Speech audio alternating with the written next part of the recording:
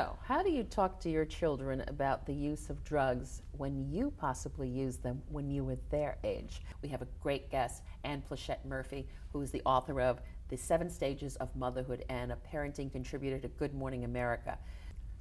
Lie to your kids or tell them the truth. You used it when you was a kid and it didn't serve you. What? Yeah, I mean, I think that this is really hard for parents because I think that, first of all, those of us who grew up in the, late 60s, 70s, late 70s, when, drug use was different. It was also, drugs were different. When your kid is saying to you, "Oh, come on, Mom, you must have smoked weed when you were my age." The point is, they often are doing that to get you off the topic, which is their drug use. So you have absolutely no reason to share the details of your drug use any more than you would your sex life or your financial life or some other issues that are really not to be discussed with the kid because they're not your friend. Your child is not your pal. You're the parent.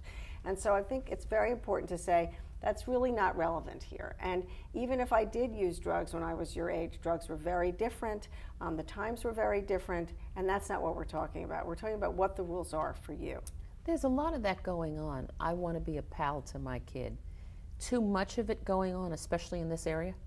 I think so, because I think that, first of all, you are really on a slippery slope when you sort of, tell a funny story about when you were really high, or or even if your use of alcohol is sending the message that, oh, it's okay. You have to have really clear rules, because when teenagers sense that you're ambivalent or that you're equivocating about the rules, they are going to go through that door, with about 60 miles an hour. Well, there's really also do as I say, but don't do as I do. You don't have to be, a teetotaler necessarily, but I don't think that the message should be, oh boy, I'm so stressed out, or I need a drink, or that you need to take a pill when you're feeling really anxious. Again, I think making it clear that a little bit of alcohol at your age, when you can handle it and when it's legal, is very different than a teenager drinking or doing drugs. You can't address this issue without addressing the issue of privacy,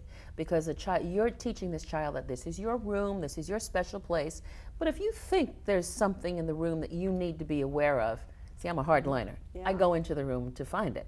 Well, absolutely. I think if you suspect that your child is using drugs, and certainly if you suspect that they're abusing drugs, and we all know, we've heard what the signs are. They're dropping grades, a change in behavior, they're sleeping a lot more than they used to, change in appetite, they're separating from their friends, isolating themselves, sneaking around, spending a lot of money. Any of these symptoms, you have total right to go into their room and look for drugs or evidence of drug use. And if they say, how dare you go into my room, again, stay focused on the issue at hand, which is the drug use, and wanting to stop it, particularly when it's interfering with their lives. There is a parenting thought out there that, I'd rather have them do it at home. I think it really is inappropriate to say to your kid, oh, I'd rather your friends drink here than drink at somebody else's house where I can't watch you. It's very important for parents to talk to other parents. I can't stress enough how critical it is to know what other people's rules are, and to let other parents, particularly the parents of your kids' good friends, know where you stand. Because one of the messages has to be, under no circumstances are you to be drinking or doing drugs with friends at our house. That's our rule. And you've got to be clear with those rules. Yeah, and the consequences. I think that's the other thing. Thank you so much for being with us. Thanks.